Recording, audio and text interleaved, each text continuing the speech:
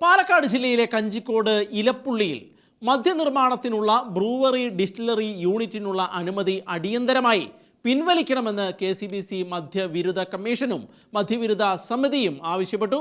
മുഖ്യമന്ത്രി പിണറായി വിജയൻ എഴുതിയ തുറന്ന കത്തിലാണ് ഇരു സമിതികളും ആവശ്യം ഉന്നയിച്ചിരിക്കുന്നത്.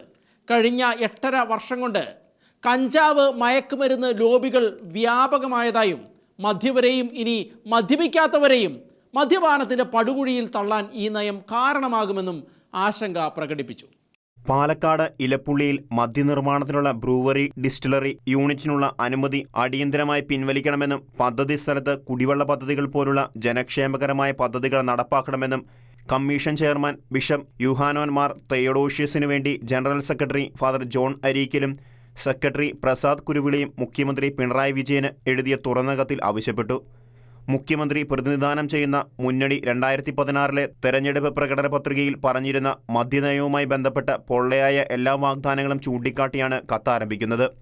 ഇപ്രകാരം ജനങ്ങൾക്ക് നൽകിയ വാഗ്ദാനമാണ് കഞ്ചിക്കോട് മദ്യ ഉൽപ്പാദനത്തിന് ഒയാസിസ് എന്ന കമ്പനിക്ക് ലൈസൻസ് നൽകാനുള്ള മന്ത്രിസഭാ തീരുമാനത്തിലൂടെ ലംഘിച്ചിട്ടുള്ളത്. ഇടതുമുന്നണി അധികാരത്തിൽ വരുന്നതിന് മുൻപ് കേവലം 29 ബാറുകൾ മാത്രമുണ്ടായിരുന്നത് ഇപ്പോൾ 1000-ലധികമായിരിക്കുന്നു. ബിവറേജ്, കൺസ്യൂമർ ഫെഡ് ഔട്ട്ലെറ്റുകളും കള്ള് ഷാപ്പുകളും ബിയർ വൈൻ പാർലറുകളും 100 കണക്കിന് അനുവദിക്കപ്പെട്ടുവെന്നും കത്തിൽ പ്രതിപാദിക്കുന്നുണ്ട്. കഴിഞ്ഞ 8.5 വർഷം കൊണ്ട് കഞ്ചാവ് മയക്കുമരുന്ന് ലോബികൾ വ്യാപകമായി. മദ്യത്തിന് ലഭ്യതക്കുറവാണ് മയക്കുമരുന്ന് വ്യാപിക്കാൻ കാരണമായതെന്ന അധികാരികളുടെ നിലപാട് തെറ്റാണ്.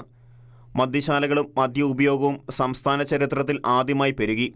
അതിനാൽ സുപ്രധാനമായ തെരഞ്ഞെടുപ്പ് വാഗ്ദാനങ്ങളെ ഇപ്രകാരം തീർത്തും അവഗണിക്കരുതെന്നും മദ്യപരെയും ഇനി മദ്യപിക്കാത്തവരെയും മദ്യപാനത്തിന്റെ പടുകുഴിയിൽ തള്ളാൻ ഈ നയം കാരണമാകുമെന്നും മുഖ്യമന്ത്രിക്ക് എഴുതിയ കത്തിൽ ഇരു സമിതികളും മുന്നറിയിപ്പ് നൽകി.